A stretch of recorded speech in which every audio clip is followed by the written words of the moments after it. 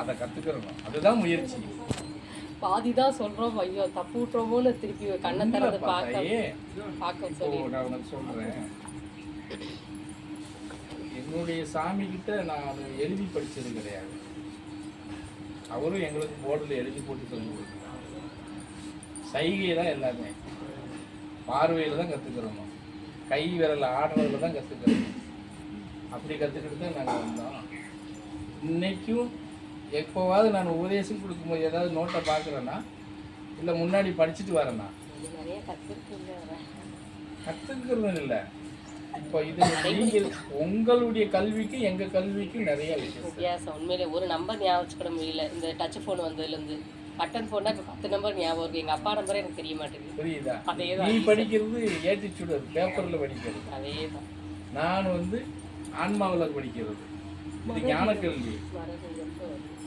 இது இதில் கற்றுக்கிட்டு போயிட்டோம்னா இது எந்த நேரத்தில் வேணாலும் எடுத்து சடன்னு முன்னாடி போட முடியும். அது நீ என்ன தான் படித்தாலும் புக் எடுத்து முன்னாடி வச்சுக்கிட்டு தான் பிள்ளைகளுக்கு பாடம் நடத்த முடியும்.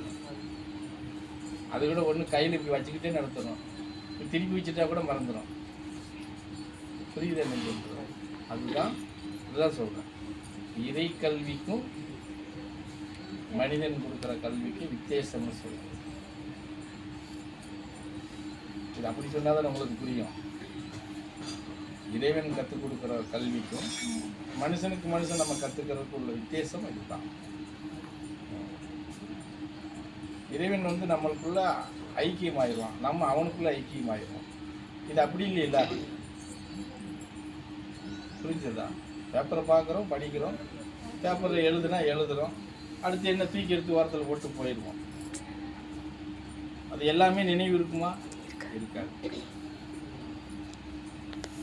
அதுக்குள்ளே 1008 பிரச்சனை வந்துடும் நமக்கு. அது ஒரு பக்கம் நம்மளை திருப்பி விட்டுரும். குடும்ப பிரச்சனை, பிள்ளைங்க பிரச்சனை, சொந்தக்காரங்க பிரச்சனை, சொத்து பிரச்சனைன்னு வந்துடும். எல்லா கழுதையும் மறந்து போயிடும் பிறகு. புரிஞ்சதா? அதனால் அது கஷ்டம். அது இதுக்கு காரணம் ஒரே காரணம் தான், மனநிலையை ஒருநிலைப்படுத்தினால் மாத்திரம்தான் அந்த இதை நீ கரெக்டாக கொண்டு போகணும்.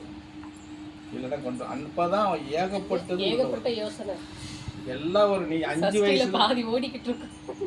வயசுல இருந்து என்ன பண்றியோ அவ்வளவு அப்பதான் ஞாபகத்துக்கு வரும். மறந்ததெல்லாம் வரும் எல்லாம். ஆமா,